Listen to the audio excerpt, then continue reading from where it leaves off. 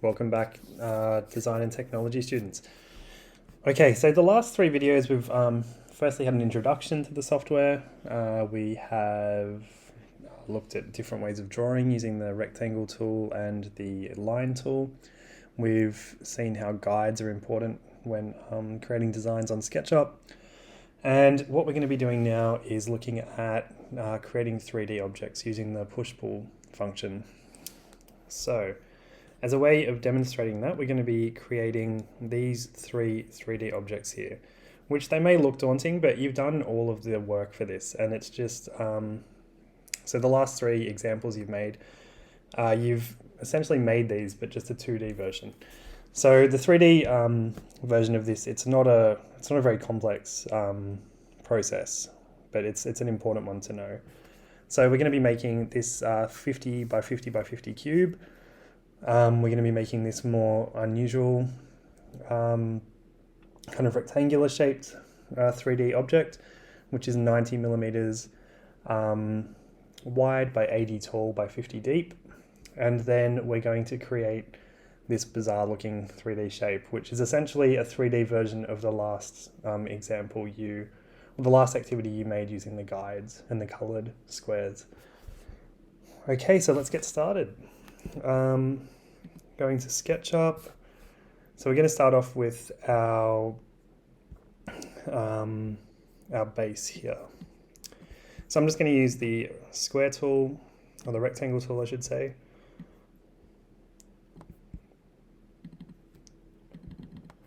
And we're going to make it 50 by 50. So in the dimensions window, we'll put 50, 50 and then press enter. And there we go.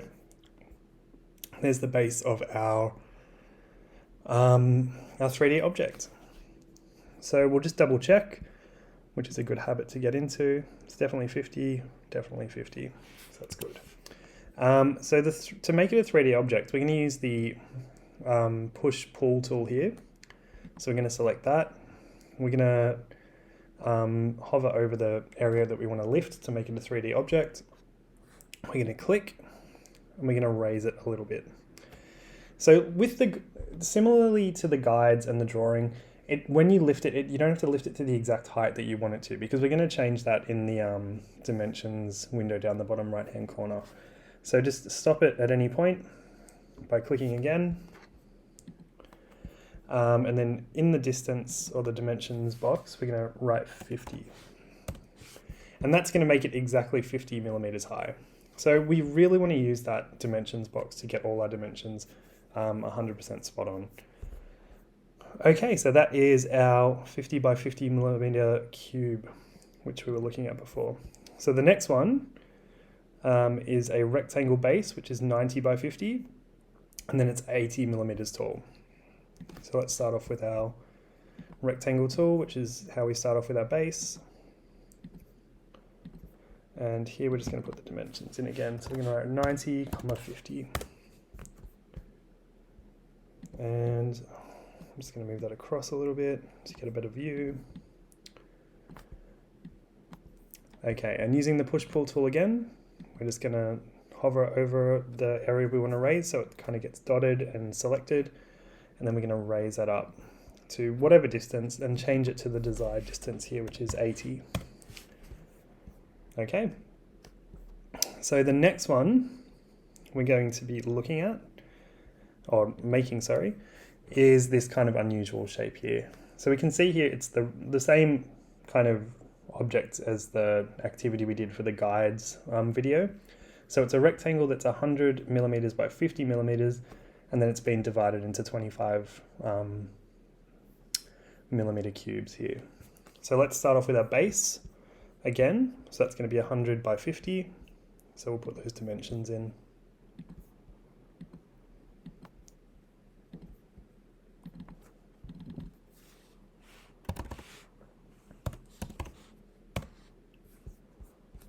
And then the way we're going to make this one is we're going to essentially create that shape that we created for the last video. So we're going to be using our guides again. And we're going to create those 25 millimeter guides, sorry.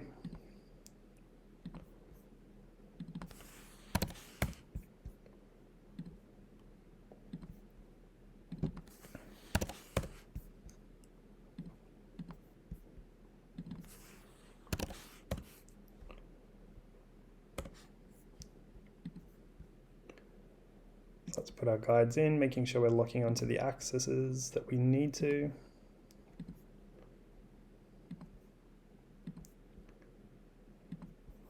And then going over with the pencil or the line tool just to make those permanent. And we need to make those permanent because we're going to be raising those individual sections. So if we're trying to raise it with just the guide marks on there, it's not going to work. We're just going to be raising the whole surface because they're not actually part of the design. They're just guides for you. So once you put those lines in, we'll get rid of the guides again. That becomes a permanent part. So each of these little squares becomes an individual object that can be raised to the right height. So what we're going to do is have a look at how high we need to raise them. So the smaller portions are raised 25 millimeters and the higher portions are raised 50 from the base, as we can see here, because it's 50 millimeters tall. Okay, so with our push-pull tool, I'm just going to start off by doing the smaller ones. Okay, so starting here, I'm just going to raise it up and then write 25 to get it to where we want to go. And it's kind of the checkered pattern here.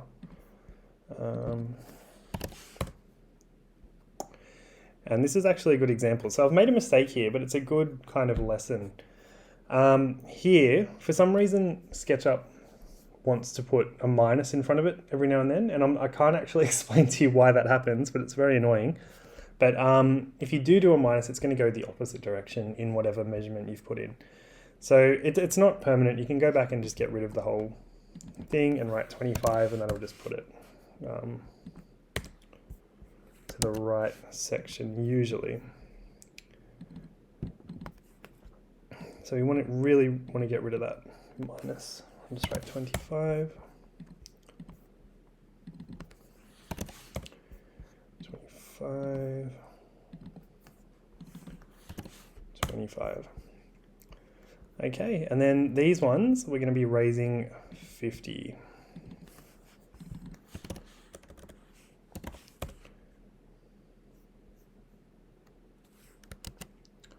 I'm not sure why that's happening there. So let's actually start off with the taller ones here. 50. 50, 50, and 50. And the smaller ones will raise 25.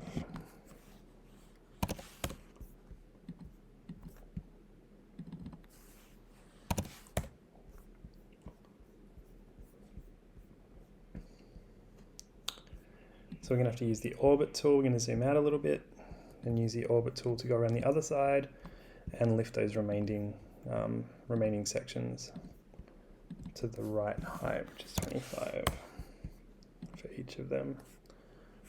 Here we go.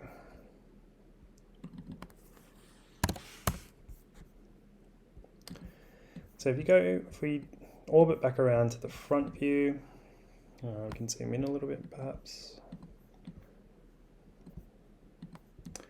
And we can see that we've made essentially a copy of those example drawings there. So as you can see, the push-pull function, it's not hard to use, but it's really important when you're making 3D objects out of a 2D kind of flat drawing. And that'll definitely come in handy later when we start to do architectural models of houses and different designs that we're doing. Okay, so what I want you guys to do is have a go at creating these 3 objects using SketchUp and using the push-pull function. So the first object and the accompanying drawings will be next to the videos on Canvas for you. Okay.